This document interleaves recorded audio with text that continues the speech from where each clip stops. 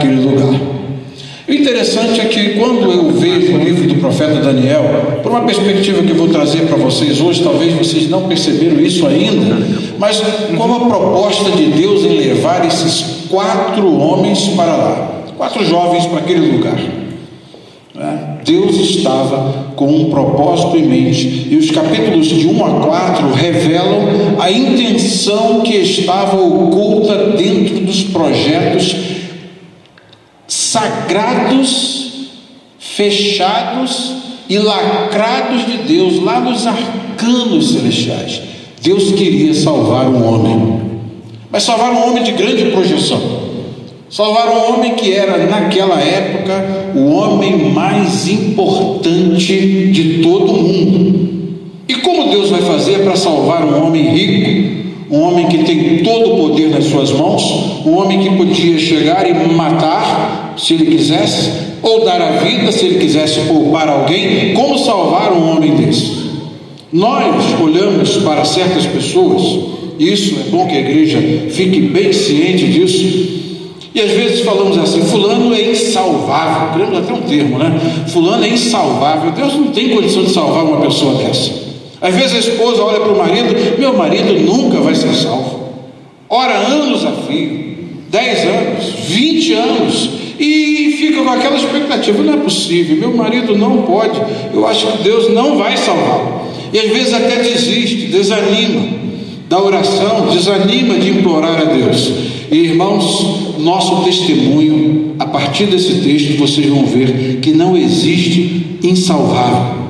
Aquele que Deus escolhe para fazer dele uma obra, seja ele quem for, em que situação ele estiver, em que posição ele estiver, se Deus tem uma obra na sua vida, Deus a realizará.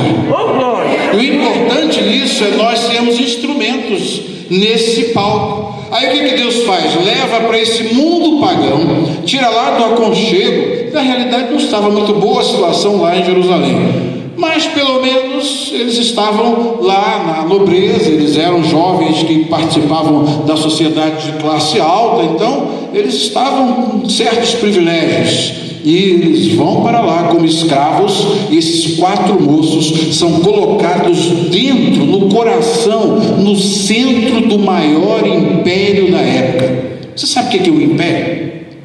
O império é o conjunto de todas as nações que têm um único domínio e um único soberano.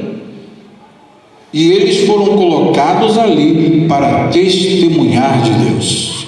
E esses jovens, então, quando chegam ali, a primeira proposta que é feita a eles, eles consultam entre si e dizem: olha, são nos oferecidos aqui algumas coisas, alguns privilégios, e pelo que nós aprendemos dentro da nossa lei, nós temos de abrir mão desses privilégios. E então eles chegaram em Babilônia e fizeram uma proposta entre si: nós não vamos nos babilonizar. Ou seja, nós vamos ficar em Babilônia, mas vamos manter aquilo que nós aprendemos de Deus.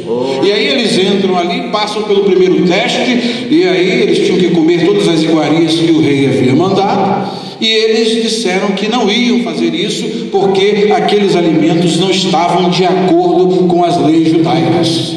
Eles criaram um problema. O eunuco responsável chega para eles e diz: se vocês não comerem, eu vou ser aqui decapitado.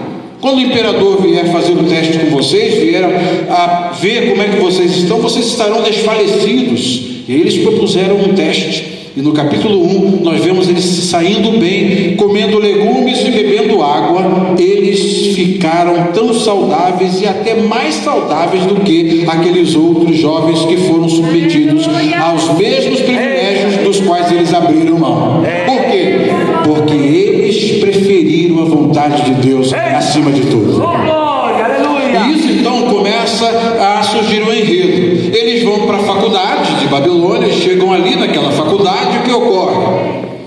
Eles são testados para ver se aprendem a nova língua, para ver se aprendem as novas disciplinas, as novas matérias que são dadas ali. Conclusão, irmãos: alunos nota 10. Glória a Deus. Quando o rei foi lá fazer o interrogatório para saber se eles sabiam tudo que os professores ensinaram, diz que esses 4 Sabiam tanto, mas tanto, que eles estavam com a condição 10 vezes superior a todos os outros jovens, e assim o nome de Deus foi glorificado. E além dessa capacitação espiritual, essa capacitação intelectual que Deus havia colocado dentro desses moços, colocou em Daniel algo mais, que era a capacidade de decifrar enigmas e de interpretações. E aí então o capítulo 2 começa já com o primeiro teste. O rei ficou alegre com aqueles moços e eles são convidados para viver dentro do palácio real.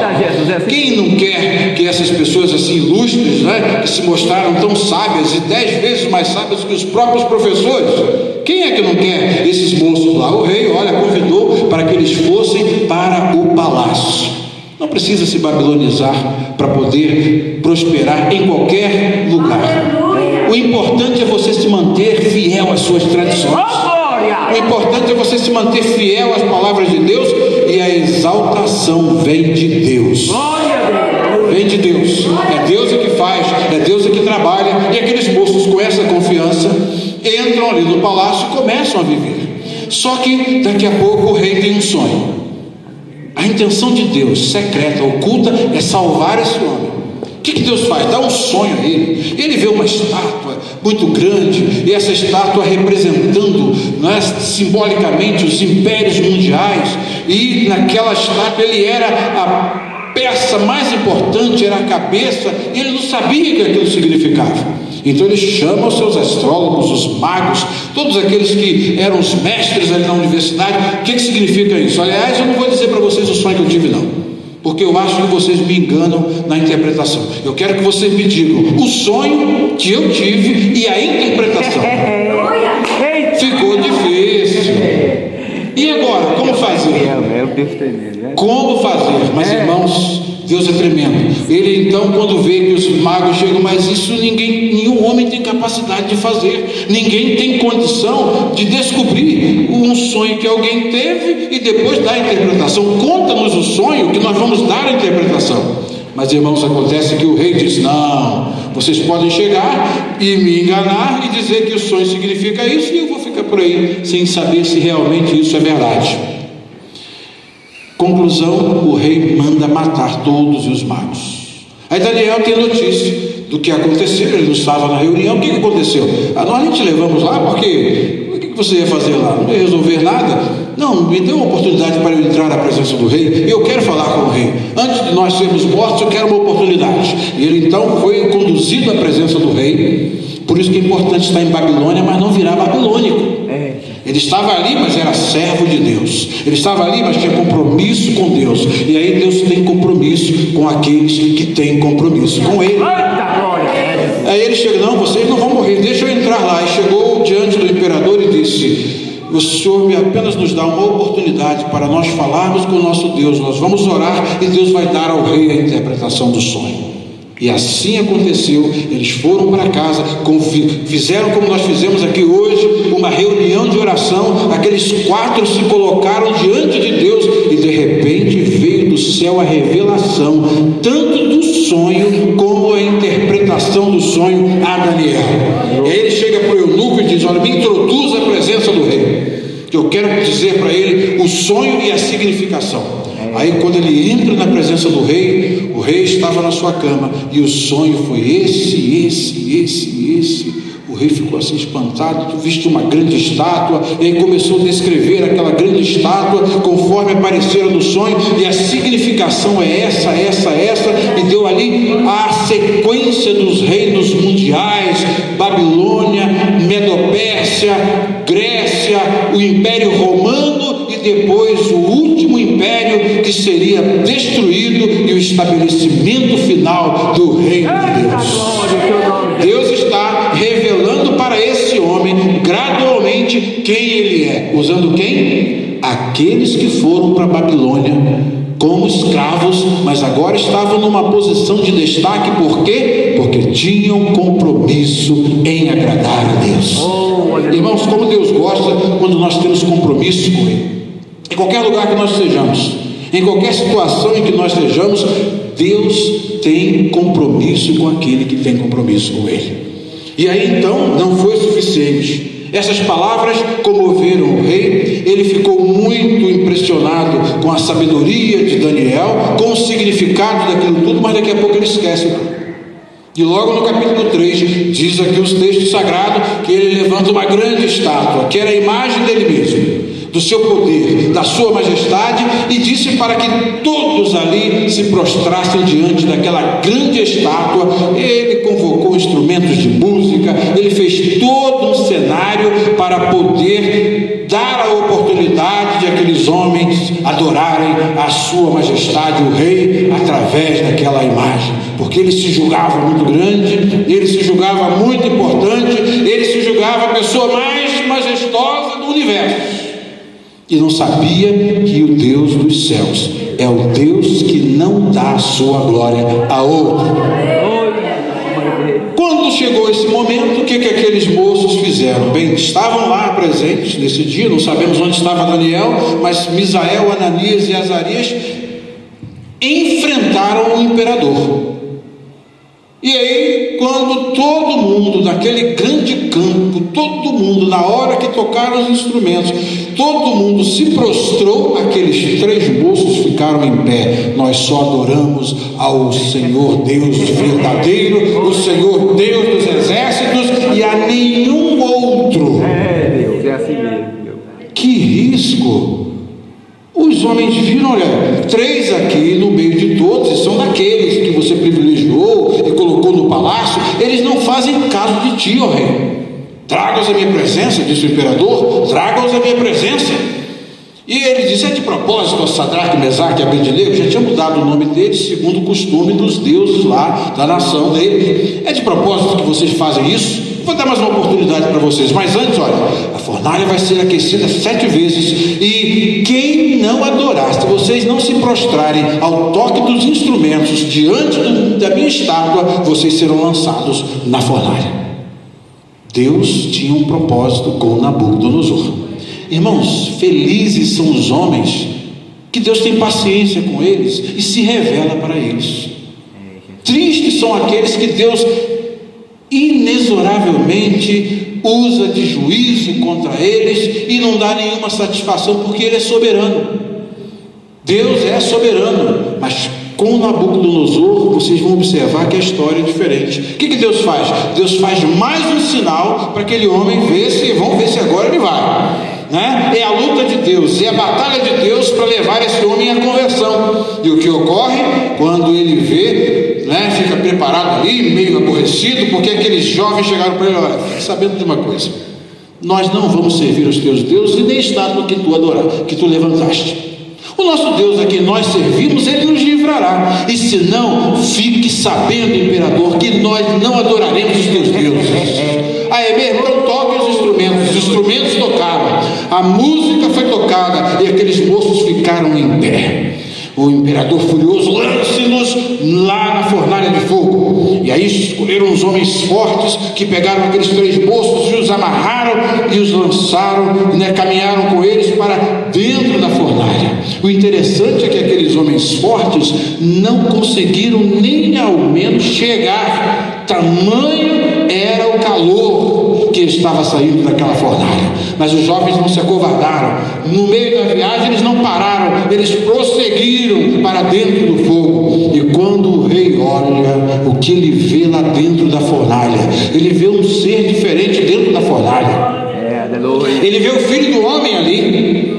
Não dizem que era o 4º homem, mas eu digo que era o primeiro, porque já estava lá dentro, esperando aqueles moços.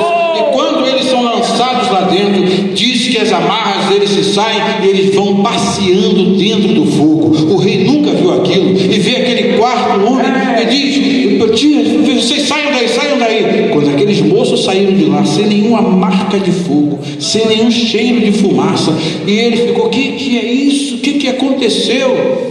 O Senhor Deus nos enviou o seu anjo, e ele nos deu livramento. E aí o que aconteceu? Dali saiu um decreto real para que todos naquele império deveriam adorar e exaltar e glorificar ao Deus de Sadraque, Mesaque e Abednego, porque não existe Deus que possa livrar como ele. Irmãos, que maravilha! Essa é a experiência de Deus tratando com o homem. Agora, o interessante de tudo é que Deus está tratando com ele, mas está mostrando sinais fora dele.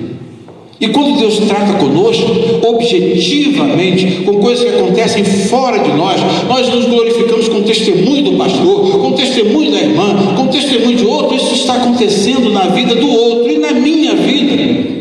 Aí então, o último tratamento de Deus está no capítulo de número 4. É aqui que Deus trata com Nabucodonosor pessoalmente. Eu costumo chamar esse capítulo 4 de a Epístola Universal do rei Nabucodonosor. Esse é o testemunho de conversão que esse homem dá.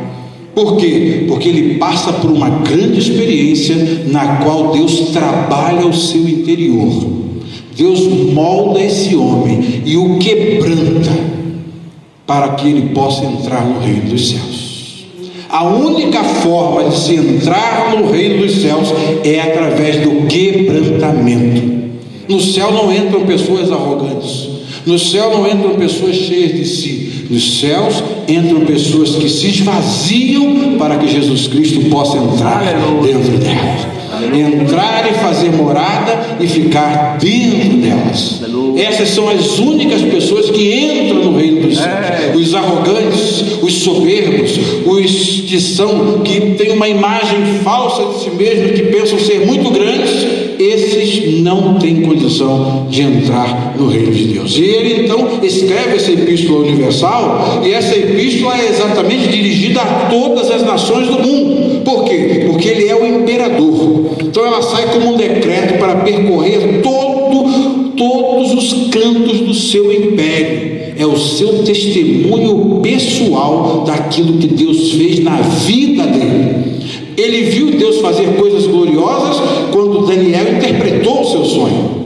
Quando Deus trabalhou na vida de Sadraque, Mesaque e Abednego, Misael, Ananias e Azarias, ele viu como Deus livra. Mas como Deus salva o homem? Deus precisa quebrantar esse homem. Deus precisa quebrar a arrogância desse homem. E então, quando esse homem tem um encontro com a soberania de Deus e vê Deus face a face, aí ele percebe que o controle da história não está nas suas mãos, mas está nas mãos de Deus. Aleluia!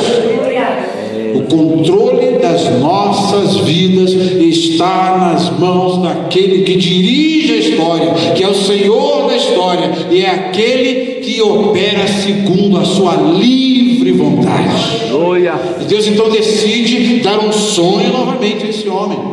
E ele escreve então o seu testemunho, que diz assim: Nabucodonosor, rei a todos os povos e nações e línguas que moram em toda a terra, paz vos seja multiplicada. Vejam só como isso tem mesmo aspecto de epístola, de carta. É a epístola universal de Nabucodonosor. E então ele começa igual o apóstolo Paulo: só pareceu-me bem fazer conhecidos os sinais e maravilhas de que Deus, o Altíssimo, tem feito para comigo. Observa bem o uso da primeira pessoa.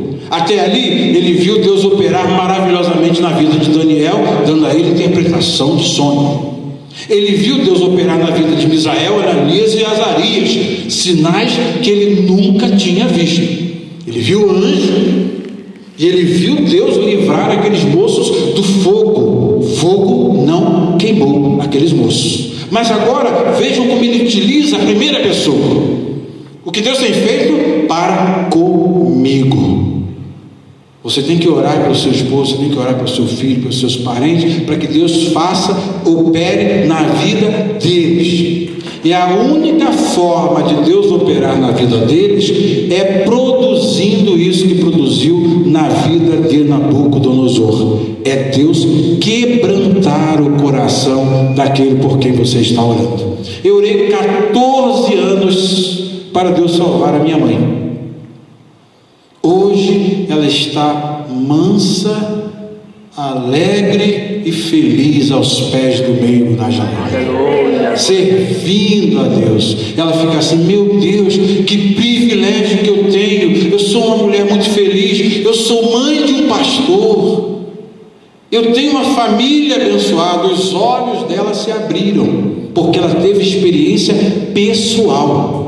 É intransferível isso. Então Deus agora resolve trabalhar na vida de Nabucodonosor. E aí ele diz: quão grandes são os seus sinais e quão poderosas as suas maravilhas. O seu reino é um reino sempiterno, e o seu domínio de geração em geração. Parece até um apóstolo, né? Aleluia. O homem está mesmo como convertido, com uma convicção extraordinária. Por quê? Nem sempre as grandes pessoas são aquelas que não apenas testemunham das coisas grandes, dos caminhos gloriosos que às vezes Deus usa para trabalhar com elas.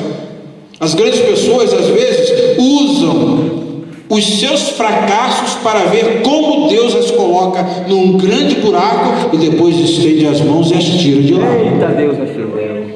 Porque tem gente que conta tantas coisas assim que parece que ele só vive em fases imperturbáveis da vida. A estação de fé dele é sempre verão, nunca tem inverno, nunca tem outono, é sempre verão. Nabucodonosor passou pelo maior inverno e o mais abençoado da sua vida espiritual. Por quê? Porque Deus quebrou o seu orgulho, Deus quebrou a sua arrogância. Como fez? Vejam só como é que Deus fez.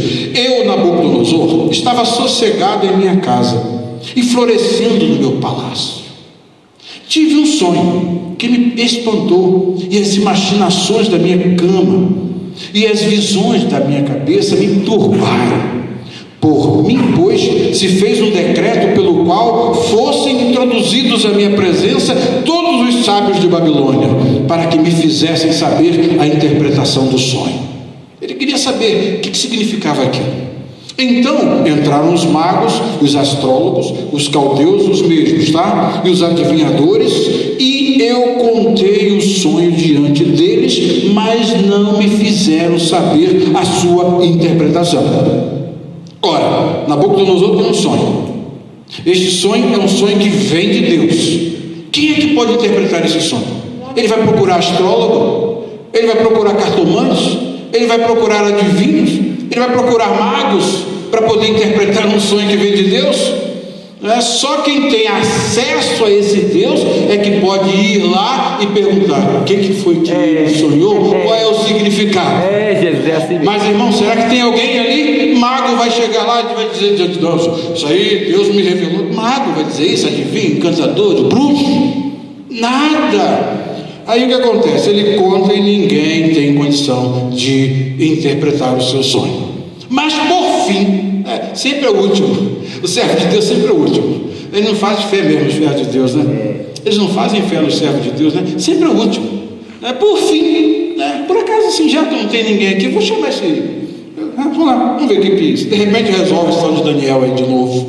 Por fim entrou na minha presença Daniel, cujo nome é Beltesazar, segundo a tradição aqui, segundo o nome do meu Deus, Bel, né? E aí então ele diz: e no qual há o Espírito dos deuses santos, e eu contei o sonho diante dele. Interessante aqui que Nabucodonosor vê Daniel de um modo diferente. Ele não diz que ele tem o mesmo espírito que tinha os astrólogos, nem que tinha o mesmo espírito dos caldeus, nem o mesmo espírito daqueles adivinhos.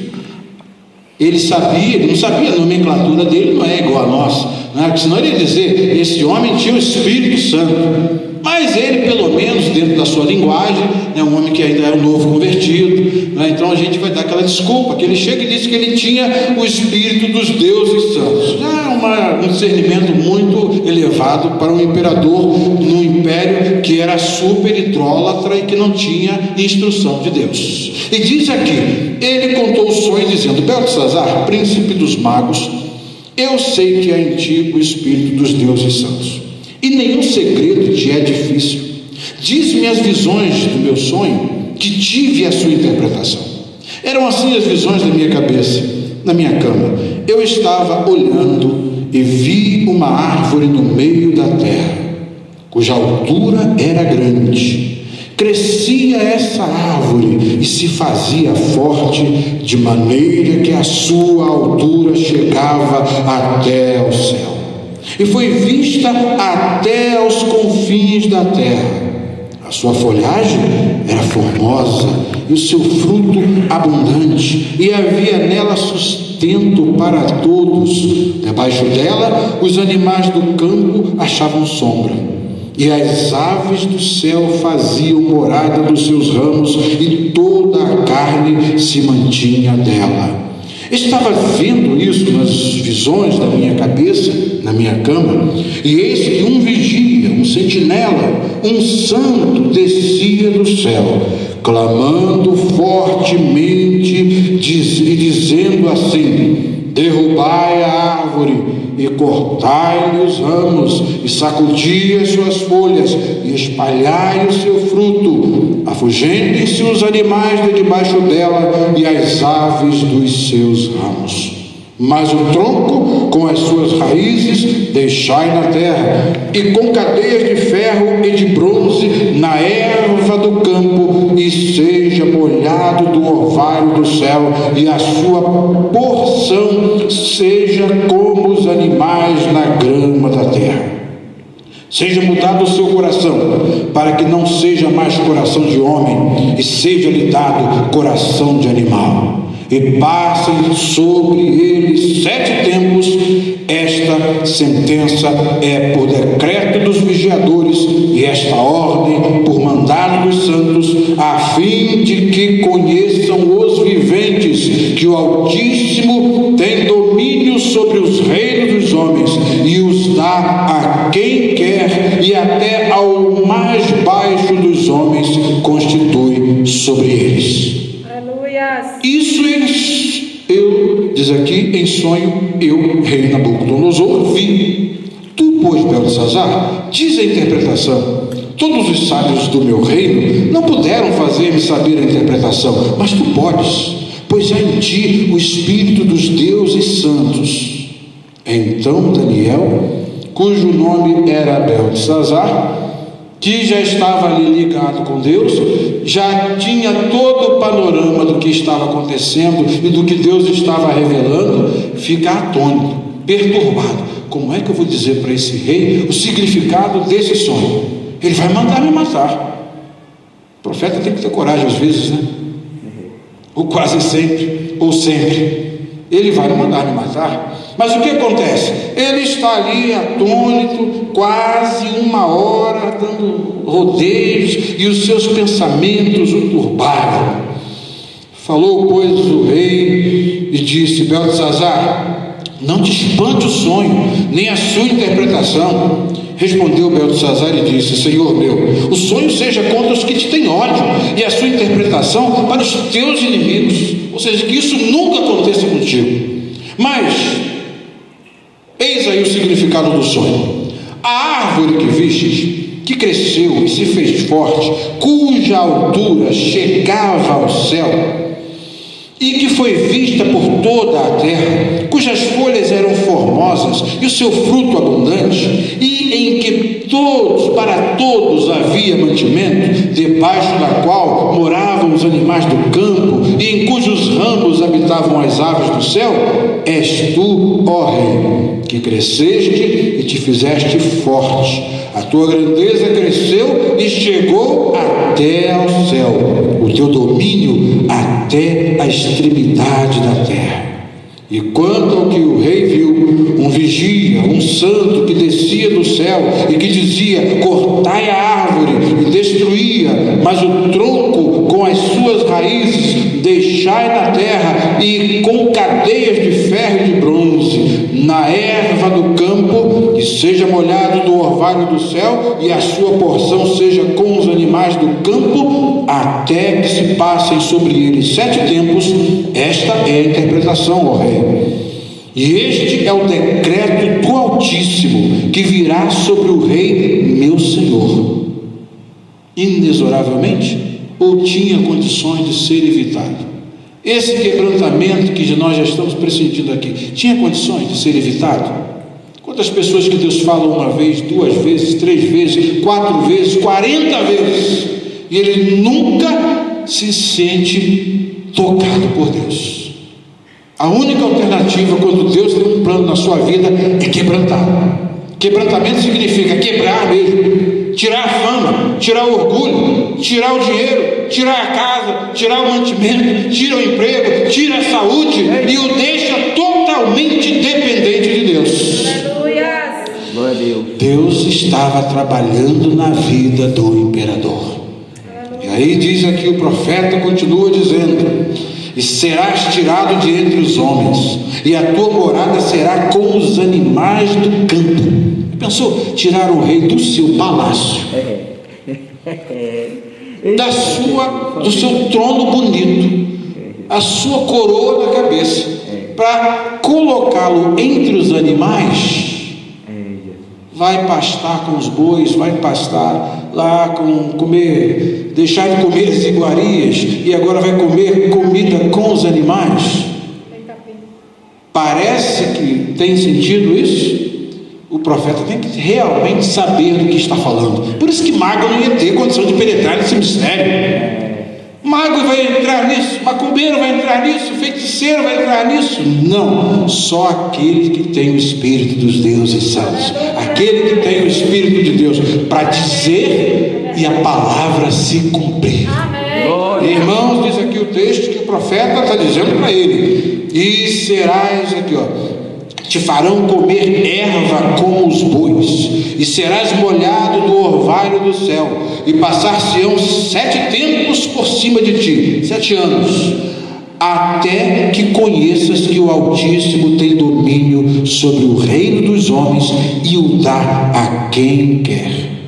E quanto ao que foi dito, que deixem o tronco com as raízes da árvore, olha o amor e a misericórdia de Deus aqui, olha. O teu reino voltará para ti, depois que tiveres conhecido que o céu reina. Irmãos, quando um rei está vivo, quantas conspirações se fazem? Nós conhecemos a história universal. Quantas conspirações se fazem para tomar o seu reino? Às vezes tentam assassiná-lo. Quantas das vezes nos impérios, os reis, antes de comer qualquer alimentação, tinham os provadores, aqueles que comiam primeiro aquela comida para ver se ela não tinha veneno. Agora o que Deus soberano, poderoso, está dizendo? Deus vai tirar esse homem do trono, Deus vai colocar uma loucura nele, Deus vai fazer com que ele vá para viver entre os animais, mas não vai deixar também ninguém ocupar o seu lugar. Seu lugar ninguém tira. Aleluia. Quando Deus te dá uma posição, não tem quem tire. Glória. Aconteça o que acontecer, Deus te colocou numa posição de honra, e ainda que Ele trabalhe contigo, Ele te quebrante, mas quando Ele tem o propósito de te manter, Ele te mantém. Isso é bonito, não é? Vocês podem dar glória a Deus por isso? Eu fiquei fascinado, 7 anos fora do trono e ninguém podia sentar no trono. Gente, vocês vão ver mais à frente, eles fizeram uma trapaça para poder tirar Daniel, para Daniel ser comido por leões, para eles assumirem o lugar de Daniel. Agora o imperador vai sair do trono. Isso aqui é profeta, isso aqui é profecia. Você vai sair do trono, vai ficar 7 anos comendo com os animais, mas ninguém vai sentar no teu lugar. Quando se completarem o tempo e você saber que os céus reina, Deus vai te levantar e vai te colocar no lugar que você vai ali glorificar ao Senhor Deus Todo-Poderoso. Isso é lindo. Que detalhe da história. Deus é soberano. Isso é soberania. É isso aqui, um Deus soberano. Ele manda, Ele determina, Ele cuida da nossa vida, Ele faz mesmo, não tem quem fique na sua frente. Aleluia. E o rei precisava conhecer isso, mas através de uma dura lição. Poderia ser mais fácil? Poderia. Olha aqui o que o profeta diz para ele, olha, no ouvido dele, olha o que o profeta diz, olha: e quanto ao que foi dito, que deixasse o tronco com as suas raízes da árvore, olha só, o teu reino voltará para ti depois que tiveres conhecido que o céu reina. Portanto, rei, ó rei, aceita o meu conselho e desfaze os teus pecados pela justiça, e as tuas iniquidades, usando de misericórdia com os pobres, para com os pobres, e quem sabe assim se prolongará a tua tranquilidade. Olha o segredo. Tem gente que cuida bem, gente. Eu não vivo nos Estados Unidos, você vive na Alemanha. Cuida melhor de um cachorro do que tirar o dinheiro dele para alimentar um pobre, uma pessoa necessitada. Ele prefere dar filé mignon para o cachorro, ao invés de mandar um pouquinho de alimento para um pobre, um desguarnecido que está sem alimentação, e a gente às vezes sabe quem é. Tem países aí que estão numa situação muito miserável. Quanta desgraça no Nepal, e tem gente alimentando cachorro com filé mignon e não tem condição de mandar uma oferta e de ajudar a obra de Deus, mas cuida mais dos animais do que dos seres humanos. Uma visão totalmente distorcida. Mas olha aqui que ele diz: olha, quem sabe use de misericórdia para com os pobres. Sai desse seu palácio aí, vai fazer uma visita na redondeza, vê onde tem um pobre aí e chama para comer contigo no seu palácio, dá comida para ele, alimento, dá roupa, tira desse seu guarda-roupa cheio aí e usa de misericórdia para com os pobres, que assim Deus pode se aplacar e esse sonho não se cumprir. Bem, conselho, se fosse bom, como é que diz, né, no ditado popular, se fosse bom era pago, né? O profeta deu o conselho de graça. E aí o que aconteceu?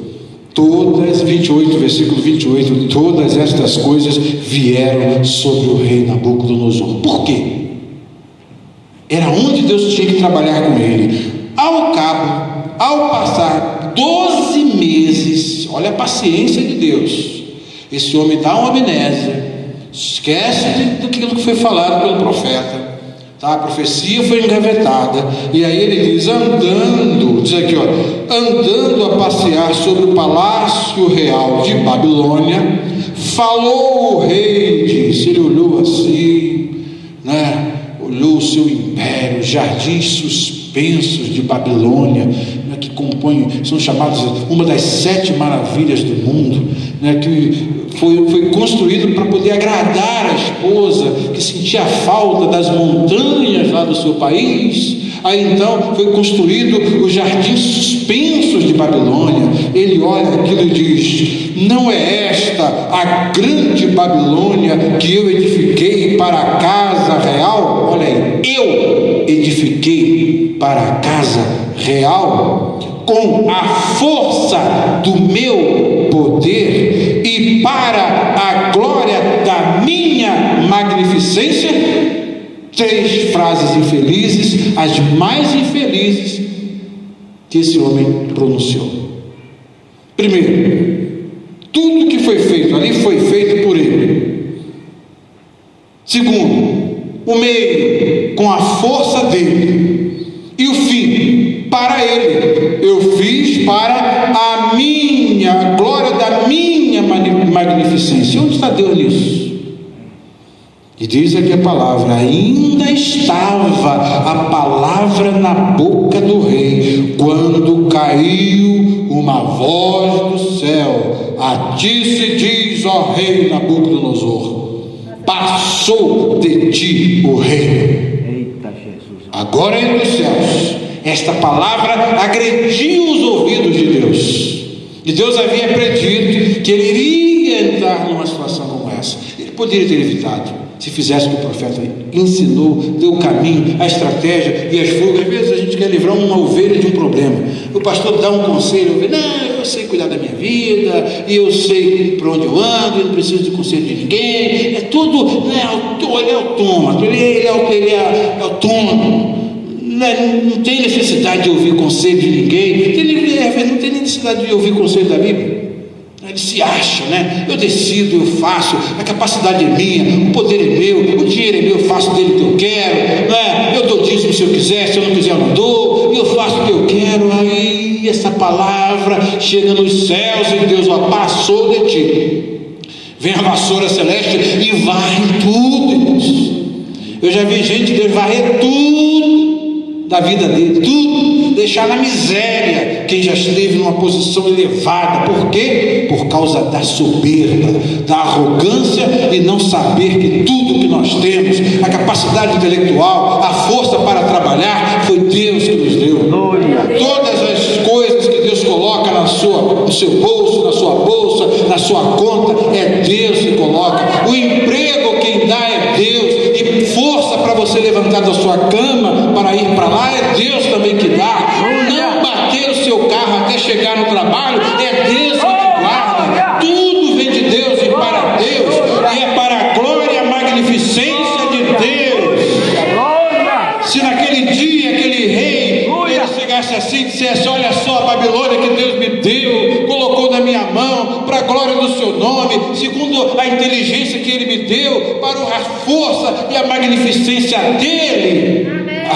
Não vinha aquela voz do céu, mas como ele disse essas palavras soberbas, veio a voz dos céus e disse: passou de ti o reino, e serás tirado dentre os homens, e a tua morada será com os animais do campo, far-te-ão comer erva como os bois, passar-se-ão 7 tempos sobre ti, até que conheças que o Altíssimo tem domínio sobre os reinos dos homens e os dá a quem quer. Glória ao teu nome, Jesus. É Deus que manda, é Deus que coloca no poder, é Deus que tira do poder. Por isso que quando eu entrei nos Estados Unidos, disseram para mim que não ia entrar nos Estados Unidos, que eu não ia entrar nos Estados Unidos. Mas eu não lido com boneco, nem com estátua. Eu lido com Deus vivo, com Deus que governa a sua igreja, que é soberano, que fala e disse: ungido, tu entrarás naquela nação. Eles fui lá e negaram o visto uma vez, negaram o visto 2 vezes, negaram o visto 3ª vez. Eu falei: Senhor, eu desisto, deixa comigo. Na 4ª vez eu entrei no consulado a convite, porque Deus fez um reboliço, criou um reboliço dentro daquele consulado no Rio de Janeiro, que eles nunca viram na história deles. Aleluia. Foram o governador do estado, foi deputado, olha, entrou todo mundo, foram lá na embaixada saber por que esse pastor, que é professor universitário, é um pastor que sabe vários idiomas, por que ele não pode entrar nos Estados Unidos? Porque ele é negro? O que é? Por que você não deixa? Ele: não é nada disso não. Olha, a imprensa divulgou isso, rádio, TV. Conclusão, eles ficaram tão apavorados que me chamaram para me dar o visto. Porque Deus é poderoso. Quem manda nos Estados Unidos não é Obama, não. Quem manda é o Senhor é o Deus das nações. Ele manda nos Estados Unidos, na Alemanha. Vocês que são igreja precisam reafirmar isso. Esse país aqui tem um papel importante a ocupar na história. Esse foi um país onde Deus levantou o Martinho Lutero para reformar, para fazer com que esta nação tremesse sob o poder de Deus. Ele levantou sozinho e disse: dá-me 10 homens que não temam a nada, a não ser a Deus e ao pecado, e com esses eu abalarei o mundo. Lá nos Estados Unidos, no Brasil, em toda parte, se ouve esse homem. Cadê os Luteros desta nação? Os homens e mulheres que ele falou: dá-me só 10 que não temam a nada, a não ser esse Deus que Nabucodonosor não estava temendo. Jesus. E eu abalarei o mundo. Esse é o Deus da igreja, esse é o nosso Deus. Você vai sair daqui hoje com uma visão mais ampla de quem está no domínio, no controle. É Deus. Aleluia. E é Deus. Se Deus quiser chegar aqui nesse país aqui e falar: vou dar todas as minhas ovelhas da Alemanha o pastor Daniel apacentar, pronto, ele não vai ter como trabalhar, porque é Deus que traz ovelha dele. Quem salva é Deus. Deus usa quem? Os seus servos. Olha o papel de Daniel, Misael, Ananias e Azarias no meio do império, sacudindo o império, sacudindo o imperador, porque Deus queria salvar essa vida. Por que se você ora para o seu marido tão desanimado? Acho que o Senhor não vai salvar não. Já ora assim? O Senhor salva esta vida. Sacode ele, Senhor. Sacode a minha filha. Não deixa a minha filha nessa situação. É assim que você tem que decidir. Balança, Senhor, ela. Irmãos, Deus é terrível. Tinha um menino lá em Angra dos Reis, com toda a força, toda a saúde, na igreja. Ele não queria saber de nada. foi para o mundo e pegou a moto dele e saía e correndo para lá, e igreja nada, a mãe na igreja, o pai na igreja. Deus balançou aquela vida, cheia de saúde, cheia de força, com a moto poderosa, parecia que era o Deus dele, aquela moto, até que um dia aquela moto levou a um acidente terrível. Hoje esse moço está em cima de uma cama, tetraplégico, totalmente paralítico. Perdeu, na época, quando ele se acidentou, seu cérebro quase que saiu para fora. Ele perdeu a memória, mas ele recuperou a memória. E agora ele fala com dificuldade, mas ele chegou no final do ano, em dezembro: mãe, eu quero me batizar, mãe. Mãe, eu quero me batizar. E levaram os diáconos, aquele menino, para ser batizado. E hoje ele está lá em cima da cama, mas está alegre e dizendo: agora eu estou com Jesus, eu quero pregar o evangelho, agora eu quero fazer, oh Deus, me tira dessa situação. E está lá, agora ele reconhece, exalta e glorifica o nome do Deus Altíssimo. Quando Deus quer parar alguém, ele para. Deus para mesmo. Nós temos que tremer e temer a esse Deus. O nosso Deus é um Deus tremendo. Eu fui lá agora em Angra dos Reis, no Brasil, na minha visita, visitei aquele moço e vi aquele moço chorando de alegria. Ele podia, pensando, eu poderia estar: o que você quer? Eu quero obra, eu quero pregar o evangelho, eu quero Jesus. Pastor, você está alegre? Estou alegre porque o Senhor me salvou, o Senhor fez maravilha. Ele podia usar aquela moto para correr o Brasil inteiro, levando folheto, evangelho, mas agora ele precisa de um milagre para sair daquela situação. Mas Deus também pode fazer o quê? Ele não fez esse homem virar um animal e depois voltar a ser gente? Deus pode levantar Vinícius também daquela cama e ele sair pregando o evangelho para que o nome do nosso Deus seja glorificado. Deus pode fazer isso. E aí então, olha o cenário, como é que a coisa vai começando. Deus vai apertando esse homem. E diz aqui o texto que até que conheças que os céus reinam. Aí diz aqui: e na mesma hora se cumpriu a palavra sobre Nabucodonosor. E profeta, hein? Na mesma hora, e foi tirado dentre os homens, e comia erva como os bois. Não tinha mais tato para filé mignon, para champignon, né, comidas finas. Agora era capim de dia, capim de manhã, capim de tarde, capim de noite. Por quê? Ele podia comer isso tudo glorificando a Deus. Não, agora vai ter que primeiro comer capim, desenvolver o fino gosto de comer capim. Já pensou? E diz aqui o texto: comia erva como os bois, e o seu corpo foi molhado do orvalho do céu, até que lhe cresceu pelo como as penas da águia, e as suas unhas como as das aves. Ninguém tinha condição de se aproximar daquela fera para poder dar banho, nem para poder cuidar, porque ele não deixava, e Deus não deixava também. Ele teve que ficar 7 anos nessa condição. Não sei como é que o organismo dele se adaptou, mas Deus fez, até que ele reconhecesse que o Altíssimo reina.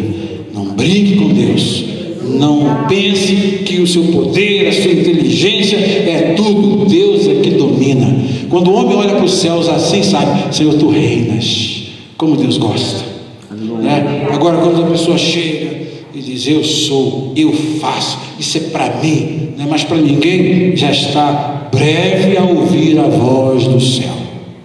Um menino: é minha moto, daqui a pouco cai lá, e agora estou lá tetraplégico, até a gente não sabe quando, né? A gente não sabe quando. E olha o que Nabucodonosor, o que acontece. Mas esse mais aqui é adversativo. Vem o contraste na narrativa. Mas ao fim daqueles dias, passados os 7 tempos, eu, Nabucodonosor, levantei os meus olhos ao céu. Aquele animal ali, passados 7 tempos, aí ele levanta os olhos ao céu. Ele vê o céu diferente. Ele vê alguma coisa diferente no céu. Para eles, antes o céu era dele, a terra era dele, o mundo era dele, todo mundo era dele, tudo era dele. Agora levantei os meus olhos ao céu e tornou-me a vir o meu entendimento. Que céu maravilhoso! Deus fez o céu. Deus fez o céu. Pessoal, olha lá o rei está levantando, veja lá, o rei está levantando. Aí Nabucodonosor está lá, Deus fez o céu, bendito seja Deus, glorificado seja Deus, aleluia. Olha aqui, ó. E eu louvei, glorifiquei ao que vive para sempre, cujo domínio é um domínio sempre eterno e cujo reino é de geração em geração. Aí seus homens foram lá, o tomaram de volta e o levaram para o palácio. Ele disse assim na sua epístola, terminando, diz: e todos os moradores da terra são reputados em nada. O que é o nada? O nada é o contrário do ser. Eu lembro do livro do Jean Paul Sartre, o ser e o nada. O nada não é, porque o nada não é. Só o Stephen Hawking que diz que tem as propriedades do nada. Você vê se a pessoa é tão inteligente, né? Vai dizer as propriedades do nada, né? Lá na teoria da física dele, tem um livro lá que ele escreveu, Uma Breve História do Tempo. Ele fala nas propriedades do nada. Aí o Sartre ia levantar do túmulo. O nada não é, o nada não é nada, absolutamente nada. E segundo a sua vontade ele opera com o exército dos céus e os moradores da terra. Não há quem possa estorvar a sua mão e lhe diga: que fazes? Come capim, você vai comer mesmo, não tem jeito. Vai para uma cadeira de rodas, vai mesmo, não tem jeito. Eu vi isso acontecer. Mas também já vi Deus dar vida a quem estava quase morrendo.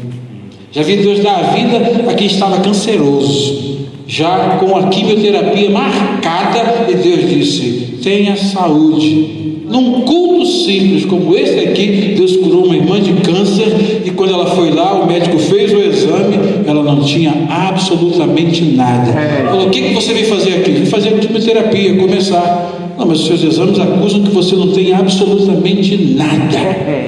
Foi numa reunião de estudo bíblico, eu senti vontade de chamar aquela irmã para orar. Ela foi à frente, nós numa simplicidade, num lugar tão simples, mas num lugar simples como esse aqui, estão as pessoas mais importantes do mundo. Aleluia. Por isso que o pastor falou no princípio: irmãos, esse lugar aqui é o lugar mais importante da Alemanha agora. Por quê? Porque a igreja agora está aqui diante desse Deus Todo-Poderoso, esse Deus que opera sinais, esse Deus que opera com o exército dos céus e com os moradores da terra. Nós estamos aqui para sermos usados por Deus, como Daniel foi para esse homem ser abençoado. E no final de tudo, olha só como é que ele se converte. Olha o testemunho dele. Ele fecha dizendo: no mesmo tempo me tornou a vir o meu entendimento. Agora sim, quando glorifica a Deus, agora o entendimento realmente era isso aí, o atestado de sanidade de Nabucodonosor. O atestado de sanidade dele é quando ele começa a louvar a Deus. Enquanto ele estava na soberba, ele estava naquela condição que Deus o colocou para ele ver o que ele era diante de Deus: um animal, nada mais do que um animal. Então você vai sair desse esplendor todo e vai virar o que você realmente interiormente é, um animal. Mas quando Deus tira aquele senso animal e devolve, dá um novo entendimento, ele olha para o céu e vê Deus. Tem gente que olha para o céu e vê estrelas, vê lua, né? O astrofísico vê as galáxias, vê tudo e não vê Deus como Criador de tudo. Eu olho para o céu e vejo Deus. Eu olho para você e vejo Deus. Eu olho para esse lugar e vejo Deus. Eu olho para mim e vejo Deus. Glória a Deus. Eu vejo Deus. Por quê? Porque Deus é soberano. Não é? Para quem Deus disse que ia entrar nos Estados Unidos, e os americanos disseram que não ia entrar, no dia 26 de janeiro desse ano, eles me deram um certificado de naturalização americana. No mês de fevereiro, passaporte americano para vir aqui na Alemanha como cidadão americano. Aleluia. Porque Deus fala, Deus é poderoso, e Deus é aquele que diz assim, ó, Ele dá a quem quer. Não é do forte a vitória. Eu cheguei nos Estados Unidos, teve um pastor que já era cidadão americano e eu era turista. Ele chegou, eu escurinho assim, ele olhou para mim assim, gente, o que você veio fazer aqui? Eu vim aqui, Deus me mandou aqui. Fazer o quê? Eu sei lá, não sei. Deus me mandou aqui para começar um trabalho, vou começar a evangelizar. O que o pastor faz? Prega, né, falar do Evangelho, e assim eu fiz. Aí ele, se você durar aqui um ano você está aprovado. Em um ano nos Estados Unidos nós já estávamos com o tempo comprado. Eita Deus. É Deus, irmãos, Ele dá a quem quer. Ele pegou um grupo de pessoas simples, 17 crentes, pequenininhos ali, e nós compramos um templo. Aleluia. Tamanho desse aqui. Nós compramos um templo. Deus dá a quem quer. Eita Deus. Aí ele ficou assustado, mas para assustar mais, em 5 anos e 7 meses, nós quitamos o templo. Ele comprou dele em 30 anos para pagar. Vai cansar de pagar, porque Deus dá a quem quer. É só você agradar ao Senhor, deleitar no Senhor, e Ele vai dar o que deseja o seu coração.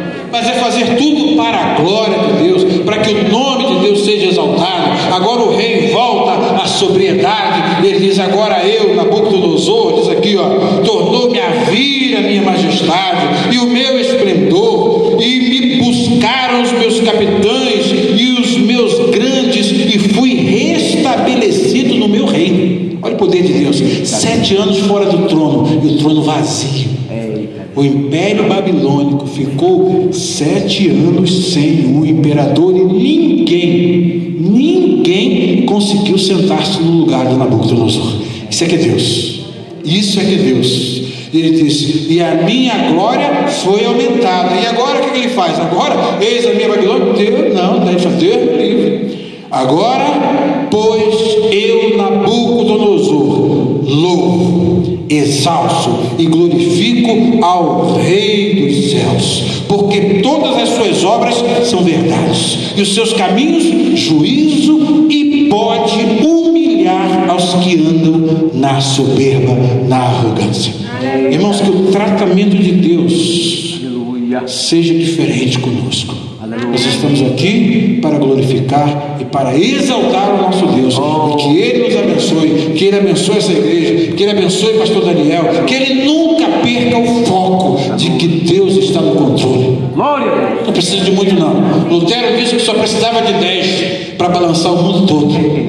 Dá-me 10 homens que não temam a nada, a não ser a Deus e ao pecado. Com esses eu abalarei o mundo, pastor. Aleluia. O Senhor nos abençoe, que o Senhor abençoe essa igreja, e que nós possamos sair daqui com a visão gloriosa da majestade desse Deus que humilhou o imperador, mas que tem nos exaltado para a glória do seu nome. Que o Senhor nos abençoe. Glória a Deus.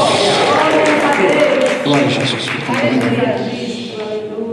Vamos cantar então um louvor para fechar com chave de ouro. Aleluia.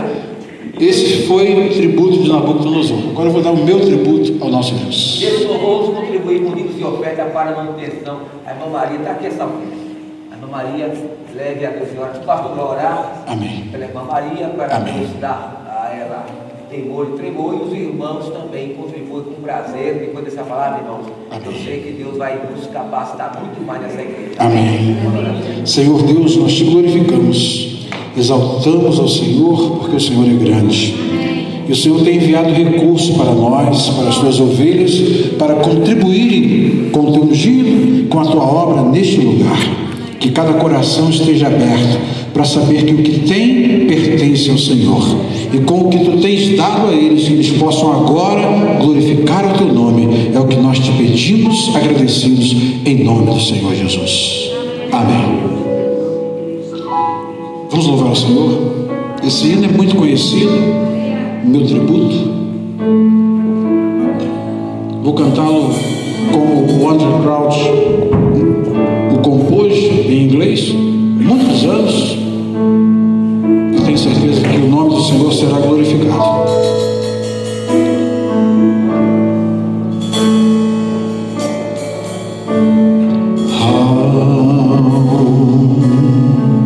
Can I say thanks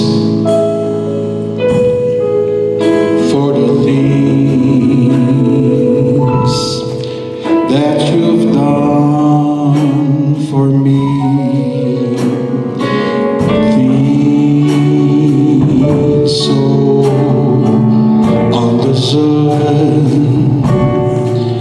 yet you gave